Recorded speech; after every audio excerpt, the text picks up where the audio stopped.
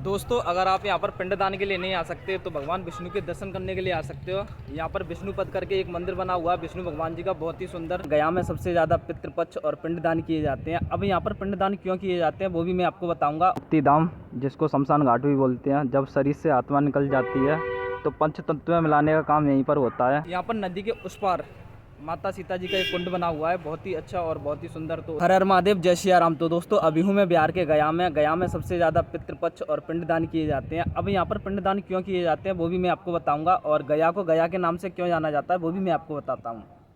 तो यहाँ पर एक नदी है जो मेरे पीछे आप देख रहे हो, इस नदी का नाम है फल्गुनी नदी। और ये जो नदी है वो झारखंड से निकली हुई है। अब कहाँ से निकली है ये तो मुझे ज़्यादा नॉलेज नहीं है, पर यहाँ पर पिंडदान क्यों किया जाता है वो मैं आपको बता देता हूँ। सबसे पहले कि श्री राम भगवान जी ने सबसे पहले यहाँ पर पिंडदान किए थे अपने पिता दशरथ के लिए। साथ में उनके लक्ष्मण और माता सीता भी थी, क्योंकि उनको वनवास मिला था, तो यहीं पर उन्होंने पिंडदान किए थे। और बाकी इसके अलावा यहाँ पर पांडव ने भी अपने पिंडदान किए थे अपने पितरों के लिए, तो दो लोगों ने यहाँ पर पिंडदान किए थे। इसके अलावा अब इसको गया क्यों जाना जाता है, तो गयासुर करके एक राक्षस था, उसने ब्रह्मा जी की बहुत ज़्यादा तपस्या की थी, और उसके बाद उन्होंने वरदान दिया था उनको, यानी कि गयासुर ने वरदान मांगा था कि जो भी मेरे दर्शन करे कितने भी पाप करके, तो उसको पाप मुक्त हो जाए। तो बहुत सारे जो राक्षस थे वो अपना ज़्यादा पाप करने लगे और गयासुर के दर्शन करते और पाप मुक्त हो जाते। तो ऐसे जो स्वर्ग है और नरक है उसका संतुलन बिगड़ने लगा। फिर भगवान ने एक योजना बनाई कि चलो गयासुर से कुछ मांगते हैं।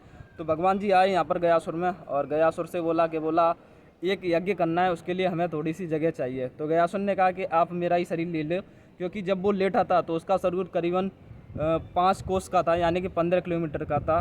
तो उसी 15 किलोमीटर में ये गया बसा हुआ है, तो इसलिए इसको गया जाना जाता है। बाकी यहाँ पर आप सोच ही सकते हो कि जब भगवान श्री राम ने और पांडवों ने अपना पितरों का पिंडदान यहाँ पर किया है, तो इसलिए यहाँ पर पूरे भारतवर्ष से यहाँ पर भक्त आते हैं अपने पितरों के पिंडदान के लिए।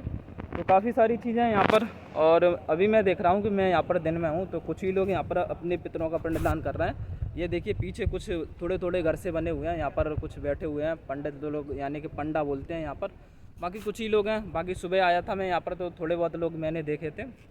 बाकी और भी यहाँ पर चीज़ें तो वो भी आपको दिखा देता हूँ। वैसे तो मुझे काफ़ी अच्छा ये लगा, बस थोड़ी सी मैंने नदियाँ देखी हैं कि अपने पूरे भारत में ज़्यादातर ऐसी नदियाँ के लोग आते हैं गंदगी मचाते हैं। तो मेरी एक ही आपसे रिक्वेस्ट है कि आप भी कभी भी नदी में जाओ या नदी के किनारे पर जाओ तो कभी गंदगी मत बचाओ।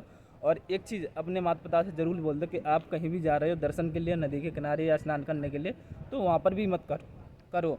क्योंकि मैंने देखा है कि बहुत सारे आते हैं माता पिता जिन्हें कुछ पता तो होता नहीं है, वो लोग ही गंदगी करते हैं, और जो लोग समझते हैं वो लोग नहीं करते। तो जो गांव के लोग होते हैं या शहरों के लोग हमने भी देखे हैं, तो वो लोग गंदगी करते हैं, तो उन लोगों से अपने माँ बाप को थोड़ा सा समझाओ, क्योंकि जो बूढ़े बुजुर्ग होते हैं वही नदी के किनारों ज़्यादा आते हैं। वैसे तो यहाँ के जो घाट हैं दोनों तरफ के, उनका बहुत ही अच्छे से और नए तरीके से निर्माण कराया गया है। काफ़ी बढ़िया घाट बना दिए गए हैं, और जितना भी कार्य है यहाँ पर वो पूरा अच्छी तरह से कर दिया गया है।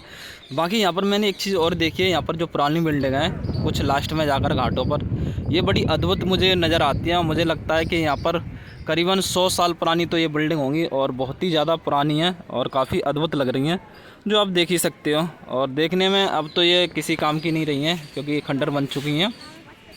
बाकी यहाँ के देखिए मैं एक चीज़ और दिखा देता हूँ, जो नया निर्माण हुआ है यहाँ पर कुछ चेंजिंग रूम है, वो पूरी तरह से ताला डाल दिया गया है। यहाँ के जो लोग हैं छोटे छोटे दुकानदार, और बाकी कोई भी चालू नहीं है यहाँ पर, मतलब लोगों ने अपना ठिकाना बना लिया है उन चेंजिंग रूम में और बाथरूम में। तो ये हाल है यहाँ का। यहाँ पर ये आरती घाट भी बना हुआ है, शायद सुबह और शाम आरती भी होती है। यहाँ पर टाइमिंग तो लिखा नहीं है, पर ऐसे ही ये बोर्ड वगैरह लगा हुआ है। बाकी आप देख सकते हो पूरा आरती घाट है। बाकी टाइम भी बता दूंगा मैं यहाँ मंदिर का आगे जाके। बना हुआ है यहाँ का मुक्तिधाम, जिसको शमशान घाट भी बोलते हैं। जब शरीर से आत्मा निकल जाती है तो पंच तत्व में मिलाने का काम यहीं पर होता है, और हम सबको यहीं पर आना है। ठिकाना कोई भी हो, यहाँ पर नहीं तो ऐसा ही होगा, क्योंकि मरने के बाद सबको पंच तत्व में ही विलीन होना है। अगर आप यहाँ पर पिंडदान के लिए नहीं आ सकते तो भगवान विष्णु के दर्शन करने के लिए आ सकते हो। यहाँ पर विष्णु पद करके एक मंदिर बना हुआ है विष्णु भगवान जी का, बहुत ही सुंदर। भगवान विष्णु यहाँ पर गदा जी के साथ में विराजमान है, यानी कि जो गदा हनुमान जी वाला। बाकी यहाँ पर नदी के उस पार माता सीता जी का एक कुंड बना हुआ है, बहुत ही अच्छा और बहुत ही सुंदर। तो उधर भी आप दर्शन करने के लिए आ सकते हो। बाकी ये भी मंदिर बहुत सुंदर और बहुत ही अच्छा बना हुआ है। बाकी अगर आपके माता पिता हैं तो आप पिंडदान मत करने आइए, बाकी माता पिता नहीं है तो पिंडदान करने के आइए, और वैसे आप दर्शन करने के लिए आ सकते हो। बाकी पिंड के लिए यहाँ पर मेला लगता है सितंबर के महीने में, तो आप उस समय भी आ सकते हो, बहुत ही शुभ समय होता है। बाकी यहाँ पर काफ़ी सारी चीज़ें हैं।